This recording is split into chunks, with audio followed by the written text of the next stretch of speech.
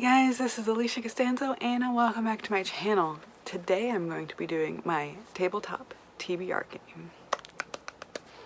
Okay, so I'm hoping we're nice this month because I am going to be playing Becca's Bookopolathon for the Bookopolathon for the month of September, and I'm thinking about doing it vloggy style instead of planning out a whole TBR in this video. So I think at the end here, after I play my game, I will give you guys the first roll so you know my prompt, but then I'm gonna vlog it, so you're gonna have to stay tuned for what book I pick.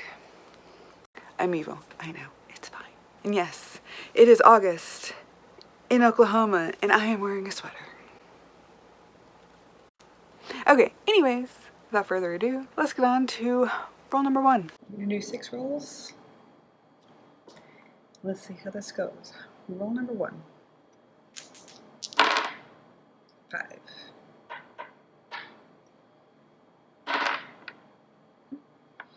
Got a 1. Series to continue. So roll number 1 is a series continuation. I have a wheel for this, so let's spin that wheel with all... I don't know if it has all of the series that I'm currently reading, but it has a good majority of them, so yeah. And it looks like I got one I've been putting off for a long time, but I do have the 3rd book in this series. This is going to be The Zodiac Queen, and I believe I am on Gemini, which is book number 3. Quick setup without giving too many spoilers. This is a dark romance series where a girl was orphaned and her uncle sold her to the Zodiac Brotherhood as their queen. So she has to spend a month with each of those 12 men, one for every of the zodiac signs, and it gets pretty rapey. So this is why I haven't continued it. But I got the 3rd book for free, so it told me I'm gonna keep going. So I'm gonna keep going. Book 1 wasn't too bad. Book 2 was a little bit worse. Book 3, I'm scared because there was a cliffhanger in book 2. I'm just saying. Okay, well, that's gonna be my pick for roll number 1, is gonna be Gemini by Gemma James. So if you guys paid any attention, by the way, in the last couple of videos I've done where I've read books in like vlog settings, I read 2 of her books recently and I didn't like either of them. So this is gonna be the test. All right, let's get on to roll number 2 while my cat screams in the other room. Roll number 2. 7.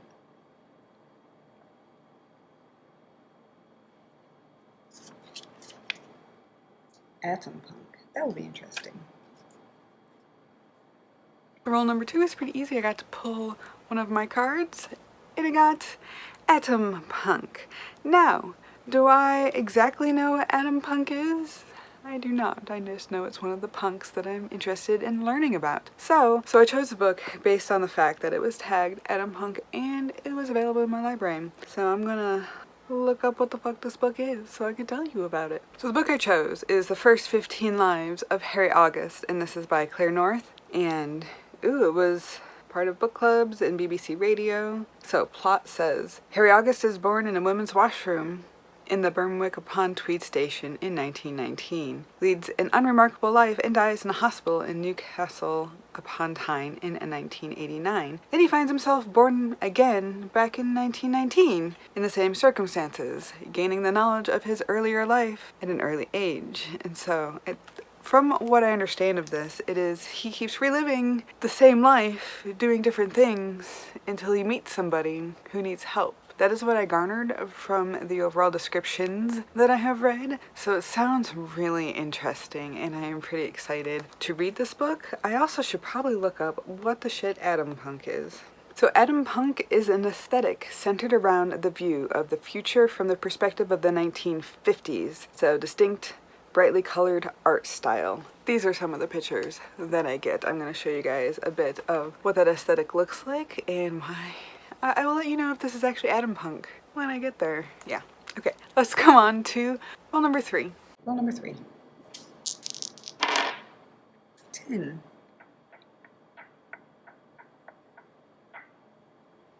That is a double prompt. So, most recent purchase and own voices. This might be difficult. So roll number 3 was a double prompt pick, so I have to use both prompts for one book. I got most recent purchase and own voices. This was difficult because I haven't technically bought a whole lot of books here recently, other than ones that I have read for challenges.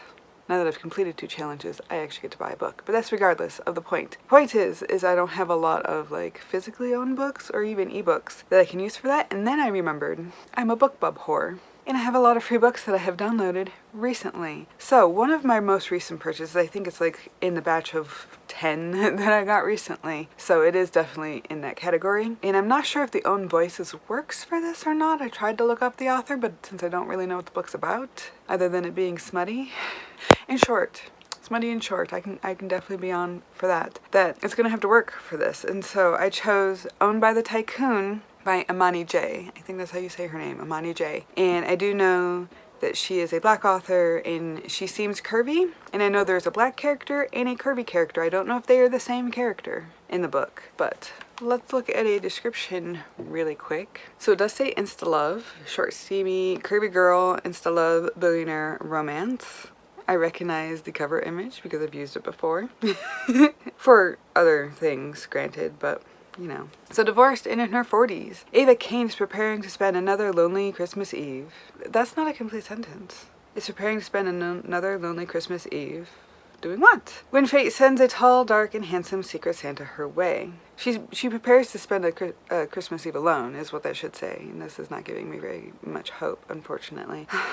This is a sweet and sexy short about a holiday miracle for 2 people who were not expecting much from Santa this year. A steamy one-night stand holiday short story, full-figured heroine, dirty-minded hero, guaranteed happily ever after. Says no cheating and no cliffhanger. The last one I had said no cheating and there was cheating in chapter 1, so we'll see if this is honest. Just saying, I have issues a lot of the time with stuff, so forgive me for my opinions and my loud cat. This is what I'm going to read for Own Voices, because I'm figuring curvy works, being plus size or whatever you want to call it. Own Voices means all of those things, so that's what I'm going to go with. It's definitely most recent purchase. Let's get on to roll number 4.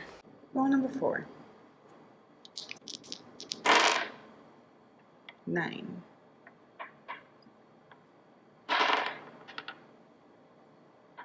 12. So roll number 4 is Randomize My Library. I think I've had this 3 months in a row now. And they've all been things that I'm not comfortable with, so it's okay. Oh my god, my cat. I'm gonna randomize my library. Right here, she screams. In the other room, on the other side of the wall. Alright, I got number 197. And so this brought me to something that actually looks pretty interesting. I mean, obviously I put it on my library wish list, so I would hope I'd be interested in some way. But I really like Sherlock Holmes retellings, so that is what this is. This is a study in Scarlet Women, and that is by Sherry Thomas. So let's look at what this says. And I love how the screen is reflecting, and my glasses reflecting in the screen. Just saying. Okay, so it's a USA Today bestseller, which is nice. It says, with her inquisitive mind, Charlotte Holmes has never felt comfortable with the demureness expected of the fairer sex, and even when she never thought that she would become a social pariah, an outcast fending for herself in the mean streets of London. When the city is struck by a trio of unexpected deaths and suspicion falls on her sister and father, Charlotte is desperate to find the true culprits and clear the family name. She'll have help from friends, new and old, a kind-hearted widow, a police inspector, and a man who has long loved her. But in the end, it is up to Charlotte, under the assumed name Sherlock Holmes, to challenge society's expectations and match wits against an unseen mastermind. See, that sounds fantastic. So I am super excited about this pick. I, again, love Sherlock Holmes retellings, movies, books, stories, all of it. All of it. TV shows. I've watched them all. I have watched them all. I've even finally read the original Sherlock Holmes series collection of stories. So yay on me for that. Anyways, let's get on to roll number 5. Roll number 5. 8. Oh, I almost got that dreaded thing right there. Right, I'm gonna roll this guy. 6. Ooh. So roll number 5 is one of my jars, my 21 before 2021 jar. Now I have completed quite a few of these, and that's this guy right here. That's why. Louise is up there because my poor abused cup that I didn't want to break, so got rerouted to being a TBR jar. These are my stars.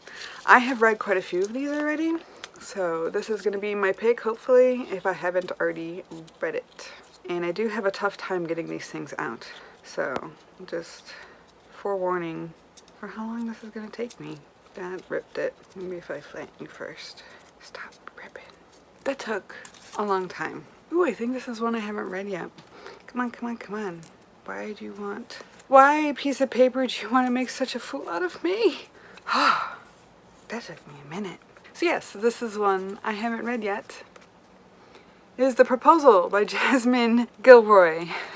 Actually, don't remember what this is about exactly, so let me put you can go back up there. Let me look this up. First of all, Booktube a series, which I hope I can read them alone. Stand alone. It is, I'm pretty sure this is a romance. So I'm author of The Wedding Date, and this is part of that series. So it says, when someone asks you to spend your life with him, it shouldn't come as a surprise or happen in front of 45,000 people. When freelance writer Nicole Patterson goes to a Dodgers game with her actor boyfriend, his man bun, and his bros, the last thing she expects is a scoreboard proposal. Saying no isn't the hard part. They've only been dating for 5 months, and he can't even spell her name correctly. Oh no, honey. Oh no.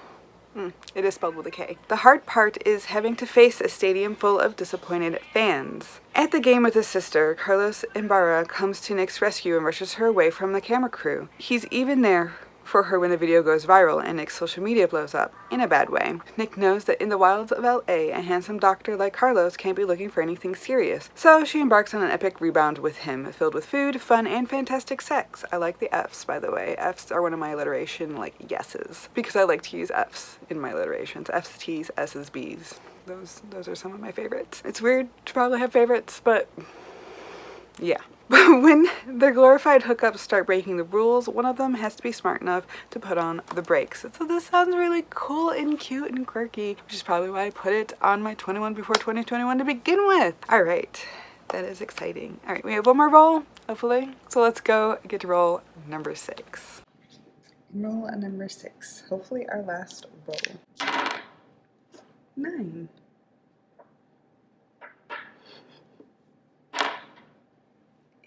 Second chance jar. So roll number 6 came on the back of a 10-chapter challenge last month. It is my second chance jar, which is this guy, which is where those books end up when I don't read them, but I'm still interested in reading them. So I have finished one of my 10-chapter books this month. I don't know if I'm going to finish the other one that I chose this month, but it's not in here. So it will go in at the end of the month if I don't read it. I don't have a whole lot of them. Let's see what happens. I have one.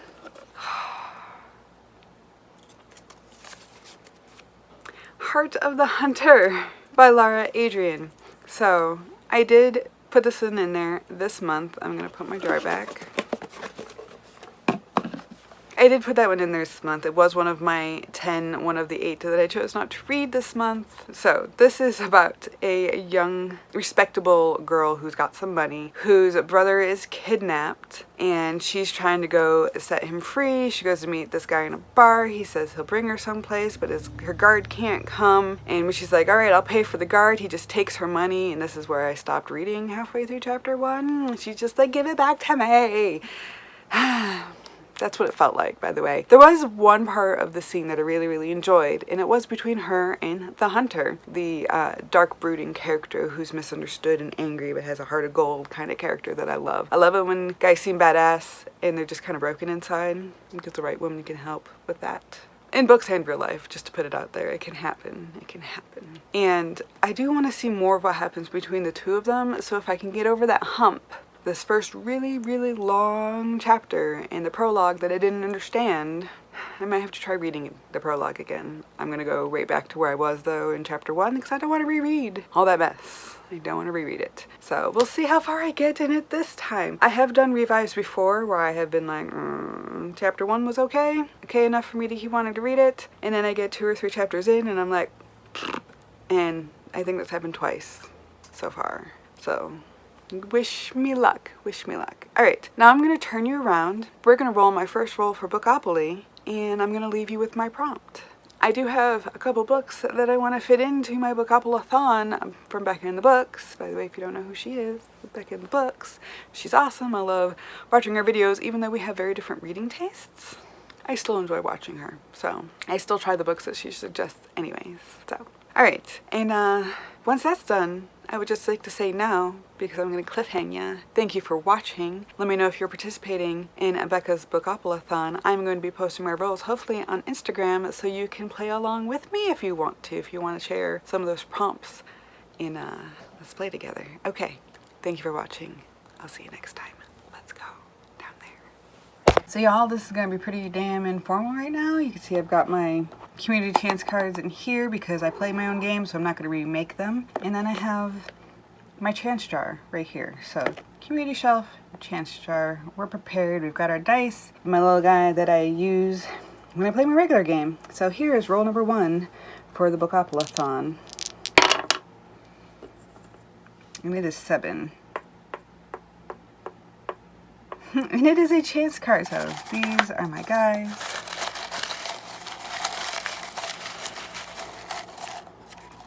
I've got one.